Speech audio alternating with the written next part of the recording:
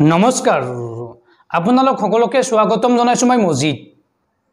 বন্ধুসকল পলকতে চাওঁ আহক আজি 9টা গুৰুত্বপূৰ্ণ খবৰ প্ৰথমটো খবৰ মাদ্ৰাসাত বুলডোজাৰ চলোৱা সম্পৰ্কত মুখ্যমন্ত্ৰী হিমন্ত বিশ্ব শৰ্মাৰ বিস্ফোৰক মন্তব্য তেওঁ মন্তব্য কৰি কয় যে মাদ্ৰাসাত নহয় আল কায়দাৰ অভিযোগত আমি বুলডোজাৰ চলাইছো ৰাষ্ট্ৰীয় সংবাদ মাধ্যম এবিপি নিউজৰ সৈতে হোৱা সাক্ষাৎকাৰত হিমন্ত বিশ্ব শৰ্মাই কৰিছে কেতবৰ বিস্ফোৰক মন্তব্য মই মাদ্ৰাসা ভঙা নাই আল কায়দাৰ কাৰ্যালয়হে ভাঙিছো ধাৰ্মিক পৰম্পৰা ৰক্ষাৰ নামত একাংশই মাদ্ৰাসাত আল কায়দাৰ কাৰ্যালয় খুলিছে সেইবিলাক মাদ্ৰাসা নে আল কায়দাৰ কাৰ্যালয় এই প্ৰশ্ন মুখ্যমন্ত্ৰীৰ মাদ্ৰাসাৰ শিশুসকলক আন বিদ্যালয়ত সংস্থাপন কৰা হ'ব আল কায়দাৰ কাৰ্যালয় কিন্তু আপোনালোকে মাদ্ৰাসা বুলি নকব ইয়াৰ ফলত মাদ্ৰাসাৰ অপমান হয় আসাদুদ্দিন ওৱেইছিকো সমালোচনা হিমন্ত বিশ্ব শৰ্মাৰ আসাদুদ্দিন ওৱেইছিয়ে মুছলমানক আৰু কঠোৰ বনাইছে এই মন্তব্য কৰে মুখ্যমন্ত্ৰী হিমন্ত বিশ্ব শৰ্মাই মুছলমানৰ ভোটৰ প্ৰসংগ পুনৰ উত্থাপন কৰিলে হিমন্ত বিশ্ব শৰ্মাই যেতিয়ালৈকে মুছলমানসকলে চৰকাৰে ভাল কাম কৰা নাই বুলি ভাব নাহে আমাক ভোট নিদিব আমি 10 পৰা 15 বছৰ অপেক্ষা কৰিম আন প্ৰান্তৰ পৰা অহা ইমামসকলে পৰ্টেলত ৰেজিষ্টাৰ কৰিব লাগিব এজন পূজাৰীৰ সম্পৰ্ক যদি আল কায়দাৰ লগত ওলাই তেতিয়া হলে পূজাৰীৰ বাবেও এই আইন আহিব একাংশ ইমাম আৰু মৌলবীৰ সম্পৰ্ক জেহাদী আৰু আল কায়দাৰ সৈতে আছে কিন্তু কোনো পূজাৰীৰ সম্পৰ্ক আল কায়দাৰ লগত থকাৰ প্ৰমাণ এতিয়ালৈকে ওলোৱা নাই কোনো পূজাৰীয়ে দেশত জেহাদ কৰা নাই আল কায়দাৰ লগত সম্পৰ্ক থকা ইমাম আৰু মৌলবীক আমি জেলত দিম আল কায়দাৰ লগত সম্পৰ্ক থকা ইমাম আৰু মৌলবীক আমি জেলত দিম এই মন্তব্য কৰিছে হিমন্ত বিশ্ব শৰ্মাই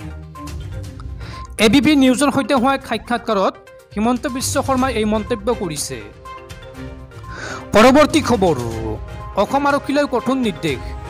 গ্ৰেপ্তাৰ হোৱাৰ আগতে সাৱধান হওক অসম আৰক্ষীৰ সকলো বিষয়া কৰ্মচাৰী গ্ৰেপ্তাৰ হোৱাৰ আগতে সাৱধান হওক অসম আৰক্ষীলৈ শীৰ্ষ আৰক্ষী বিষয়াৰ সতৰ্কীকৰণ message SSP SP ASP DSP OC আৰু আইচি সকলক সাৱধান হ'বলৈ নিৰ্দেশ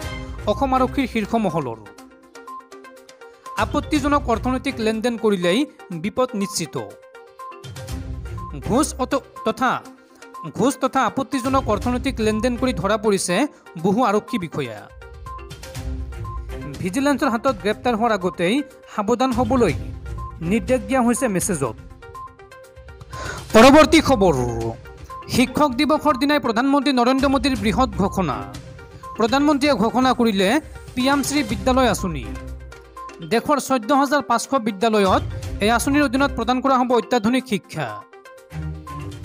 প্ৰধানমন্ত্ৰীয়ে ঘোষণা কৰিলে পিএমশ্ৰী বিদ্যালয় আঁচনি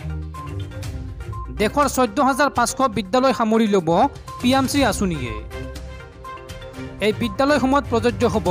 ৰাষ্ট্ৰীয় শিক্ষানীতি অত্যাধুনিক আৰু গুণগত শিক্ষা প্ৰদান কৰা হ'ব এই বিদ্যালয়সমূহত থাকিব স্মাৰ্ট ক্লাছৰুম অত্যাধুনিক প্ৰযুক্তি খেলা ধূলাৰ সা সুবিধা থাকিব এই বিদ্যালয়সমূহত পিএমশ্ৰী বিদ্যালয় আঁচনিৰ ফলত উপকৃত হ'ব দেশৰ লাখ লাখ শিক্ষাৰ্থী বন্ধুসকল তাৰপিছৰ 4 নম্বৰ খবৰটো জনোৱাৰ আগতে আপোনালৈ এটা সৰু ৰিকুৱেষ্ট যদি এতিয়ালৈকে এইটো ভিডিঅ'ত লাইক কৰা নাই তেন্তে প্লিজ এটা লাইক কৰি দিয়ক আৰু এনেকুৱা ধৰণৰ নতুন নতুন ভিডিঅ' পাবলৈ চেনেলটো ছাবস্ক্ৰাইব কৰি কাষত থকা বেল আইকনটো প্ৰেছ কৰি ৰাখক পৰৱৰ্তী খবৰ অসমীয়া মাধ্যমৰ বিদ্যালয়ত ইংৰাজী মাধ্যম প্ৰৱৰ্তন কৰা সন্দৰ্ভত পুনৰ মন্তব্য প্ৰকাশ কৰিছে সদৌ অসম ছাত্ৰ সন্থাৰ মুখ্য উপদেষ্টা ডক্টৰ সমুজ্জল কুমাৰ ভট্টাচাৰ্যই তেওঁ মন্তব্য কৰি কয় যে অসমীয়া মাধ্যমত ইংৰাজী পঢ়ুৱাটো চৰকাৰৰ অবৈজ্ঞানিক আৰু অদূৰদৰ্শী সিদ্ধান্ত অসমীয়া মাধ্যমৰ বিদ্যালয়ত ইংৰাজী মাধ্যমৰ ব্যৱহাৰৰ সিদ্ধান্ত অবৈজ্ঞানিক আৰু অদূৰদৰ্শী বুলি পুনৰ এবাৰ মন্তব্য কৰিলে আছুৰ মুখ্য উপদেষ্টা ডক্টৰ সমুজ্জল কুমাৰ ভট্টাচাৰ্যই জামুগুৰি হাটৰ এক অনুষ্ঠানত অংশ লোৱাৰ পিছত সংবাদ মাধ্যমৰ সৈতে বাৰ্তালাপ কৰি অসমীয়া তথা মাতৃভাষাৰ মাধ্যমত তৃতীয় শ্ৰেণীৰ পৰা ইংৰাজী মাধ্যম ব্যৱহাৰৰ বাবে চৰকাৰে গ্ৰহণ কৰা সিদ্ধান্ত প্ৰত্যাহাৰৰ দাবী জনাই আসুৰ মুখ্য উপদেষ্টা ডক্টৰ সমুজ্জ্বল কুমাৰ ভট্টাচাৰ্যই। তেওঁ কয় যে অসমীয়া ভাষাৰ প্ৰতিষ্ঠাৰ বাবে আন্দোলন হৈছিল, অসমীয়া ভাষাত উচ্চ শিক্ষা প্ৰদানৰ বাবে আন্দোলন হৈছিল, ইয়াৰ বাবে এচাম লোক শ্বহীদ হৈছিল। এই ঐতিহাসিক পটভূমিক পাহৰি যাব নালাগিব। ঐতিহাসিক পটভূমিক আগত ৰাখি ছাত্ৰ ছাত্ৰীসকলক প্ৰাসংগিকভাৱে এটা প্ৰতিযোগী মনলৈ আগুৱাই নিয়াৰ ব্যৱস্থা কৰিব লাগিব বুলি মন্তব্য কৰে আসু নেতা সমুজ্জ্বল কুমাৰ ভট্টাচাৰ্যই। আনহাতে অসম বিজ্ঞান সমিতিয়েও চৰকাৰৰ সিদ্ধান্তক ভুল সিদ্ধান্ত বুলি কোৱা বুলি মন্তব্য কৰে আসুৰ উপদেষ্টাগৰাকীয়ে। তেওঁ লগতে চৰকাৰে মাধ্যমৰ ওপৰত হাত দিয়াতকৈ মাতৃভাষাৰ বিদ্যালয়ৰ আন্তঃগাঁথনি উন্নত কৰাৰ বাবে দাবী জনায়। পৰৱৰ্তী খবৰ, পুনৰ এক ভয়ংকৰ ভূমিকম্পই জোকাৰি গ'ল আফগানিস্তান। এই ভূমিকম্পৰ ফলত এই পৰ্যন্ত 8জনকৈ লোকৰ মৃত্যু হৈছে, লগতে মৃতকৰ সংখ্যা আৰু অধিক বৃদ্ধি হোৱাৰ আশংকা কৰা হৈছে। সোমবাৰে পুৱা উত্তৰ পূব আফগানিস্তানত হোৱা ভূমিকম্পত কমেও 8জন লোক নিহত হয় আৰু এই সংখ্যা বৃদ্ধি পাব পাৰে বুলি ৰাজ্যিক সংবাদ সংস্থাই প্ৰকাশ কৰিছে। আফগানিস্তানৰ পূবৰ জালালাবাদ চহৰৰ সমীপত পুৱতি নিশা 5.3 ৰিক্টাৰ স্কেলৰ ভূমিকম্প সংঘটিত হোৱা বুলি আমেৰিকা যুক্তৰাষ্ট্ৰৰ ভূতাত্ত্বিক জৰীপ চমুকৈ USGSে প্ৰকাশ কৰিছে। প্ৰদেশৰ ৰাজ্যপালৰ মুখপাত্ৰ মৌলবী নাজিবুল্লাহ হানিফে বক্তা নিউজ এজেন্সিক জনোৱা অনুসৰি দেওবাৰে নিশা হোৱা ভূমিকম্পৰ ফলত উনাৰ প্ৰদেশত আৰ্থিক আৰু মানুহৰ ভয়ংকৰ ক্ষতি হৈছে। দুৰ্যোগ মন্ত্ৰালয়ৰ মুখপাত্ৰ মহম্মদ নাছিম হাক্কানীয়ে জনোৱা মতে প্ৰাৰম্ভিক বাতৰি অনুসৰি ভূমিকম্পৰ ফলত নিহত হোৱা লোকৰ সংখ্যা 6জন আৰু আহত হৈছে 9জন। আফগানিস্তানে এতিয়াও দেশখনৰ 2 দশকৰ অধিক সময়ৰ ভিতৰত হোৱা আটাইতকৈ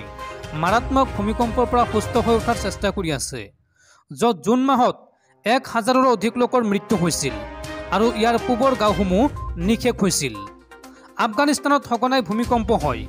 বিশেষকৈ ইউৰেছিয়ান আৰু ভাৰতীয় টেকটনিক প্লেটৰ সংযোগস্থলৰ ওচৰত অৱস্থিত হিন্দু কুছ পৰ্বতমালাত। দেশখনত 2 দশকৰ অধিক সময়ৰ ভিতৰত 22 জুনত 5.9 তীব্ৰতাৰ হোৱা আটাইতকৈ মাৰাত্মক ভূমিকম্পত 1000ৰো অধিক লোকৰ মৃত্যু হোৱাৰ লগতে হাজাৰ হাজাৰ লোক আহত হৈছিল। 2015 চনত পাকিস্তান আৰু আফগানিস্তানত 7.5 মাত্ৰাৰ ভূমিকম্পৰ ফলত দুয়োখন দেশত প্ৰায় 380 জন লোকৰ মৃত্যু হৈছিল। যোৱা কেইমাহমানৰ পৰা আফগানিস্তানো কৃত্ৰিম বানপানীত আক্ৰান্ত হৈছে, য'ত প্ৰায় 200 লোকৰ মৃত্যু হৈছে আৰু হাজাৰ হাজাৰ ঘৰ ধ্বংস হৈছে। এনে দুৰ্যোগে আফগানিস্তানৰ বিশ্বব্যাপী স্বীকৃতি নোপোৱা তালিবান চৰকাৰৰ বাবে এক বৃহৎ লজিষ্টিক প্ৰত্যাহ্বানৰ সৃষ্টি কৰিছে,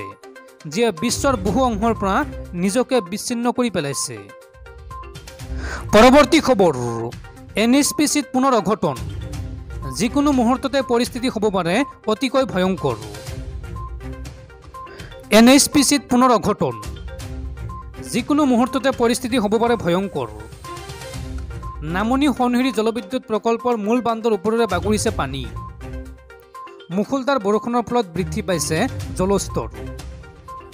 নামনি অংশৰ কাম সম্পূৰ্ণৰূপে বন্ধ হৈ পৰিছে NHPCত। নামনি সোণহিৰি ৰাইজৰ কিবা ক্ষতি হ'ব পৰাকৈ এই পৰ্যন্ত কোনো জাননী দিয়া নাই NHPCয়ে। পৰৱৰ্তী খবৰ, 6 ছেপ্টেম্বৰ অৰ্থাৎ আজি ৰাজ্যৰ সকলো চাহ বাগিচা বন্ধ ঘোষণা। 6 ছেপ্টেম্বৰত ৰাজ্যৰ সকলো চাহ বাগিচা বন্ধ ঘোষণা। মঙলবাৰে কৰম পূজা উপলক্ষে অসম চৰকাৰৰ তৰফৰ পৰা সকলো চাহ বাগিচা বন্ধ ঘোষণা কৰা হৈছে। 6 ছেপ্টেম্বৰৰ পৰিৱৰ্তে আন এটা বন্ধৰ দিনত শ্ৰমিকক কাম কৰাৰ নিৰ্দেশ দিয়া হৈছে। এই সন্দৰ্ভত বাগিচা কৰ্তৃপক্ষৰ সৈতে মিলি লোৱা হ'ব সিদ্ধান্ত।